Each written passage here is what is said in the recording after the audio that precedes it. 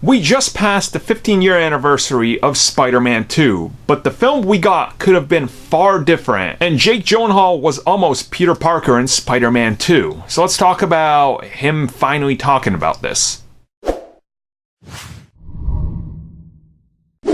So I think some of you know the story. Tobey Maguire was originally hired for Spider-Man 1, and he signed a one-picture deal. Naturally, they didn't know if it was going to be a success, so when they came back to do Spider-Man 2, things were taking a little bit longer as he took on other projects, and he was doing other things. Tobey Maguire got injured, and at this time, they didn't think he would be coming back to act. They didn't know if he was going to be good to continue acting ever. So naturally, they looked at top rising stars in Hollywood. One of these happens to be Jake Gyllenhaal, who of course was Mysterio in Far From Home. So things kind of came full circle for him, and he recently talked about this, and he said he did audition. He finally acknowledges this and says, you know, he was auditioning. He was there with a bunch of other actors who he doesn't name, but you could probably look at like the hottest stars at the time and be like, okay, all of these guys were probably there. And he said it was weird because the Spider-Man 1 scenario, Tobey Maguire was Spider-Man.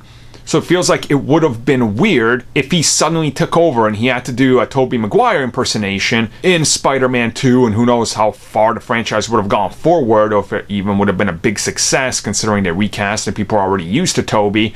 So it's an interesting what if, and that's exactly what he talks about, and talks about how he just didn't feel like it would have been his own thing. And honestly, that makes sense, right? It wouldn't have been his own thing. It's kind of like when you look at the Batman films.